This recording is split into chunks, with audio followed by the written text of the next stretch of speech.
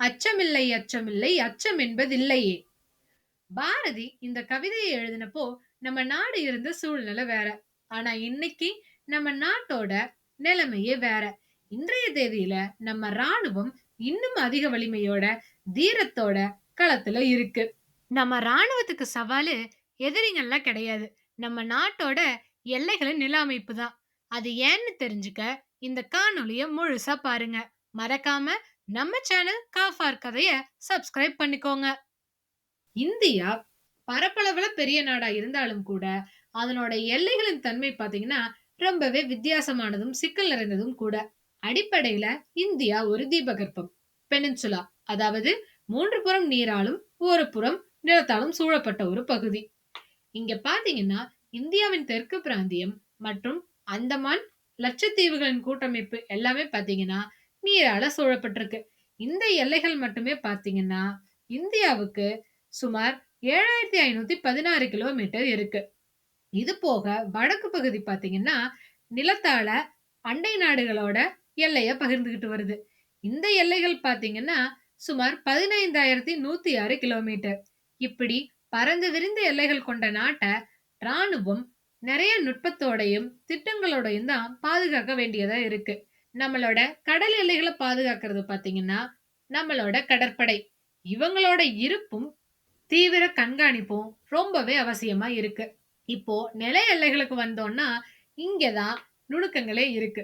ஏன்னா இயற்கை பாத்தீங்கன்னா இந்தியாவோட எல்லைகள்ல ஒவ்வொரு வடிவத்துல இருக்கு. நம்ம பார்த்தோம்னா குஜராத்தின் தெற்கு பகுதி அப்படியே பார்த்த மாதிரி கடல் எல்லைகளை கொண்டிருக்கு. ஆனா ஒரு பகுதி பாத்தீங்கன்னா அண்டை நாடுகளோட எல்லைய பகிர்ந்துக்குது. இந்த இடத்துல புவியியல் ரீதியா முக்கியத்துவம் வாய்ந்த ஒரு பகுதின்னு பாத்தீங்கன்னா ரன் ஆஃப் கட்ச் அப்படின்னு சொல்லக்கூடிய கட்ச் வளைகுடா இருக்கு.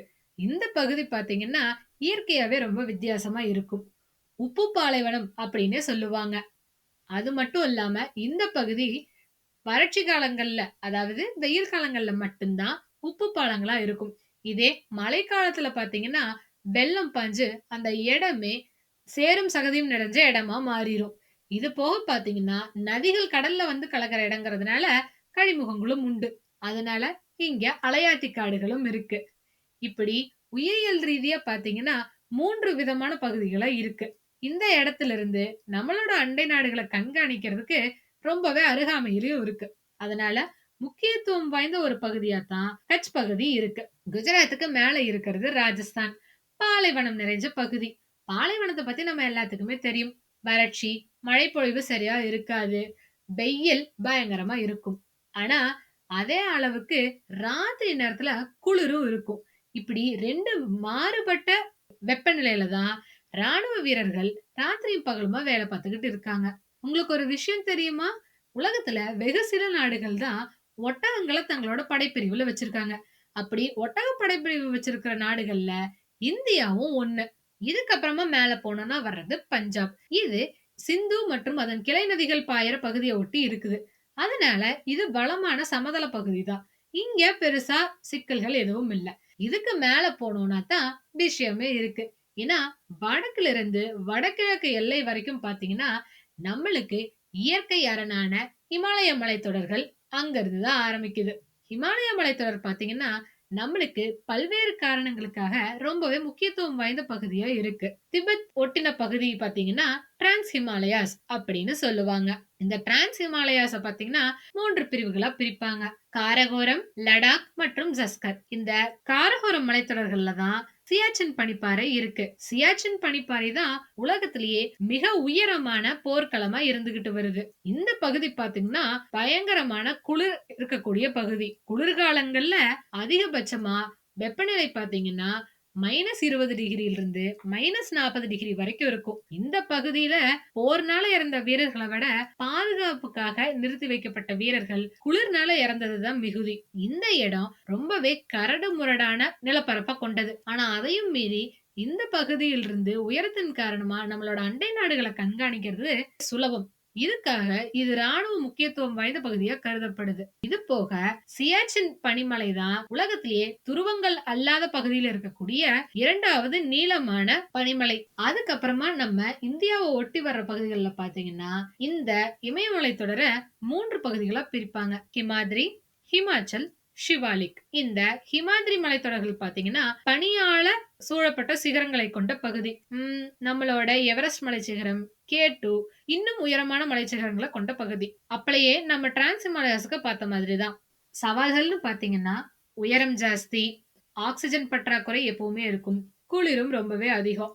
அதே மாதிரி பனி அதிகம்ங்கிறதுனால பனிச்சரிவுக்கான அபாயங்களும் அதிகம். இது போக நம்மளுக்கு இந்தியாவின் முக்கிய நதிகளான கங்கா, பிரம்மபுத்திரா, அதுக்கப்புறமா யமுனா போன்ற நதிகள் இங்கதான் உற்பத்தியாகுது. அதனால நம்மளுக்கு வளங்களை கொண்ட பகுதியா பாதுகாக்கிறதுக்காகவும் இந்த இடம் முக்கியத்துவம் வாய்ந்ததா இருக்கு. அதுக்கப்புறமா பாத்தீங்கன்னா ஹிமாச்சல் பகுதிகள். இந்த பகுதி பாத்தீங்கன்னா ஹிமாத்ரிய விட உயரம் கொஞ்சம் கம்மியா இருக்கும். ஆனாலும் கூட அதே கரடு முரடான மலைப்பாங்கான பகுதிதான். ஆனா இங்க பாறைகளும் மரங்களும் மிகுதி. அதனால பாத்தீங்கன்னா இங்க நிலச்சரிவுக்கான அபாயங்கள் ரொம்பவே அதிகம். அதுக்கப்புறமா கீழே இருக்கிற பகுதி பாத்தீங்கன்னா ஷிவாலிக்னு சொல்லுவாங்க. இந்த மலைத்தொடர்கள் பாத்தீங்கன்னா உயரம் ஒரு 2000 மீட்டர் அளவிலான சராசரியில இருக்கும். ஆனா ராணுவ ரீதியா இதுல என்ன முக்கியத்துவம்னு பாத்தீங்கன்னா எல்லா நேரமுமே நம்மளுக்கு ஒரு பயிற்சியோ சோதனையோ ராணுவ ரீதியா பனிச்சிகரங்கள்ல நடத்திக்கிட்டே இருக்க முடியாது. அப்போ இங்க சிவாலிக் மலைத்தொடர் பாத்தீங்கன்னா பயிற்சி எடுக்கிறதுக்கும் திட்டங்கள் வியூகங்கள் வகுக்கிறது அந்த வகுக்கிற வியூகங்களை சோதிச்சு பார்க்கக்கூடிய களமாவும் இந்த இடம் பயன்பட்டுக்கிட்டு இருக்கு.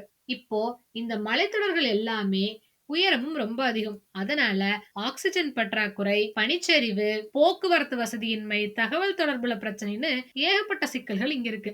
நம்மளுக்கு வடக்க இமயமலை தொடர் காஷ்மீர்ல இருந்து இங்க வடகிழக்கு மாநிலங்கள் எல்லை வரைக்கும் பரவி இருக்கிறதுனால இந்த சவால்கள் பாத்தீங்கன்னா எல்லா பக்கமுமே இருக்கும். இந்த பகுதியில இன்னும் மிகப்பெரிய சவால் எது தெரியுமா? இந்த பகுதியே பூகம்பம் வரக்கூடிய சாத்தியக்கூறுகள் உள்ள இடமா அறிவிச்சிருக்காங்க. அப்போ இந்த மாதிரியான இயற்கை பேரிடர்களும் நிகழலாம் அப்படிங்கிற முன்னெச்சரிக்கையோட தான் ராணுவம் இந்த பகுதிகளை அணுக வேண்டியதா இருக்கும். நம்ம அப்படியே பார்த்த மாதிரி முக்கிய நதிகள் எல்லாமே உற்பத்தி ஆகிறது இமயமலை தொடர்ல. அப்ப இது எல்லாமே ஒரு பகுதியில கடல்ல கலக்கணுமா இல்லையா? அப்படியேப்பட்ட பகுதி தான் மேற்கு வங்கம். இந்த மேற்கு வங்கமும் பாத்தீங்கன்னா கடலால சூழப்பட்ட எல்லைகளை கொண்டது. அதனால கடற்படையோட இருப்பு அங்க இருக்கும். ஆனா அது போக நில ரீதியாவும் பாத்தீங்கன்னா அண்டை நாட்டோட நீளமான எல்லைகளை கொண்டது. அந்த இடமும் காடுகள், மலைத்தொடர்கள், சதுப்பு நிலங்கள், அலையாத்தி காடுகள்னு எல்லாமே கலந்த ஒரு சூழ்நிலையாத்தான் அங்க இருக்கும். நம்ம ராணுவம் வேற வேற பகுதியில வேற வேற தட்பவெப்ப நிலை, வேற வேற பருவங்கள், வேற வேற நில அமைப்புன்னு சொல்லிட்டு ஏகப்பட்ட சவால்களை தினமும் சந்திச்சுக்கிட்டே தான் இருக்காங்க. இப்படி நம்ம நாட்டோட அடிப்படை பூகோளத்தையும் புவியியலையும் புரிஞ்சுக்கிட்டாதான் ராணுவம் தினசரியா என்னென்ன சவால்களை சந்திக்கிறாங்க, எதனால சில வியூகங்களை எடுக்கிறாங்கிறதனோட புரிதல் நம்மளுக்கும் இருக்கும். சரி, இப்போ நம்ம கடற்படை கடல் எல்லைகளை, தரைப்படை நம்மளோட நாட்டின் நில எல்லைகளை பார்த்துப்பாங்க. அப்ப வான்படை விமானப்படை பாத்தீங்கன்னா இந்த நில கடல் எல்லைகள்ல மேல இருக்கக்கூடிய நம்ம ஆகாய எல்லையை தாண்டி ஏதாச்சும் ஆபத்துகள் வந்தாலோ, ஆபத்து வரலன்னா கூட அந்த எல்லைகளை பாதுகாக்கிறதுல நம்ம விமானப்படையின் இருப்பு ரொம்பவே அவசியம். உங்களுக்கு ஒரு விஷயம் தெரியுமா?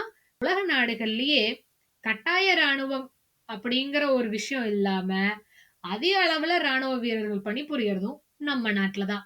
இது எல்லாத்துக்குமே காரணம் நம்மளுக்கு நம்ம நாட்டு மேல இருக்க பற்றுதான். நம்ம நலனும் முக்கியம், அதோட நாட்டு நலனும் முக்கியம்.